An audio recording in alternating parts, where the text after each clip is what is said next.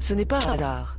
Il s'agit bien du plan de temple d'Amon-Ré à Luxor, répliqué avec fidélité au Louvre et dans les jardins des Tuileries en plein cœur de Paris.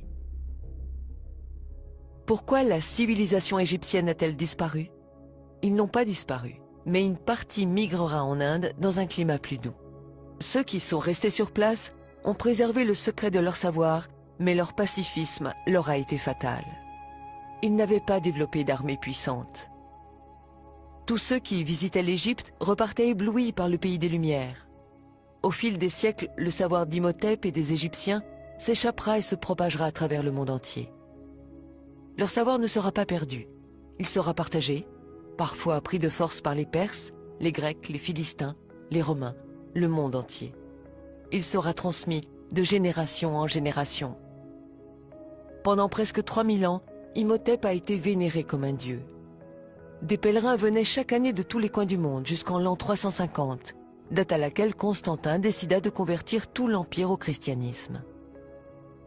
À partir de cette époque, les temples dédiés à Imhotep le prophète seront détruits et les prêtres massacrés. Les croyances païennes et égyptiennes ancestrales seront toutes effacées.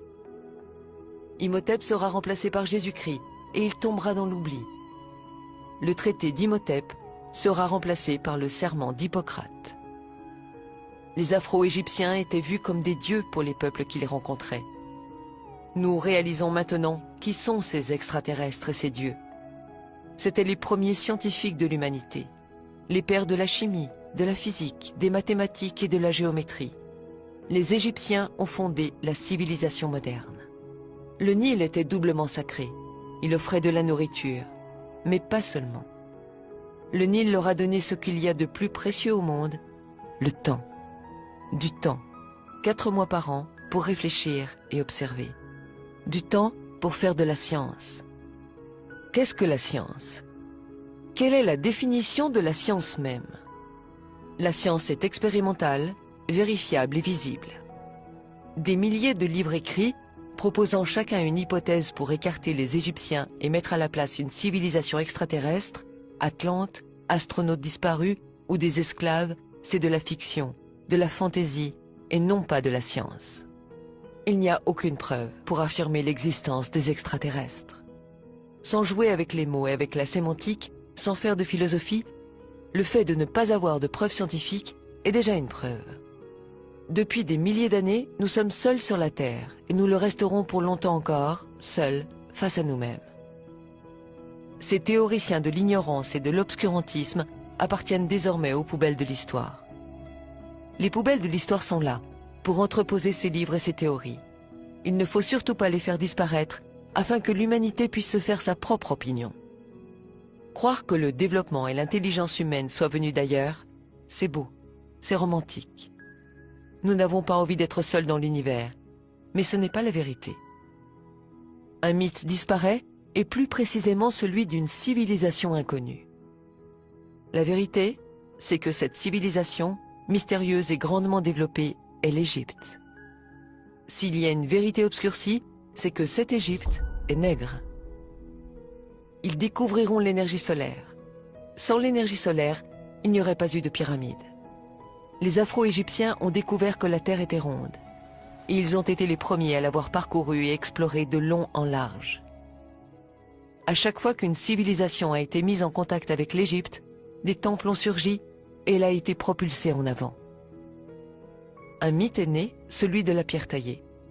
L'humanité s'est construite avec du béton et non pas avec de la pierre taillée.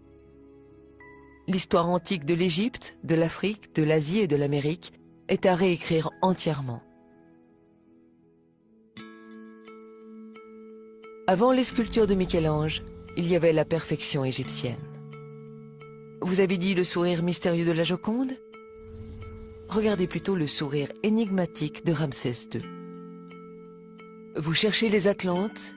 Les voici. Ils sont en Égypte. Avec les tandems chimie et physique, maths et géométrie, l'Égypte nègre a permis de bâtir des temples, des rues, des maisons, des stades, bref, de quoi construire l'humanité. Ils ont posé les piliers de la science, le premier alphabet et son art, la philosophie, la médecine, les religions. Ils sont à l'origine des cultures du monde. Ils ont créé les cultures du monde. C'est cela le plus grand mystère de l'humanité. Là où ils mettaient les pieds pour se reposer, ils bâtissaient un temple et plus tard une ville était née. Posons la bonne question. Devait-on en finir avec le mystère des pyramides entretenues par certains égyptologues? L'Égypte a une tâche importante, celle de préserver le berceau de l'humanité. Il est du devoir de tous les pays de l'aider, car si vous n'avez pas de passé, vous n'aurez pas de futur. Imhotep a été le plus grand scientifique de l'humanité.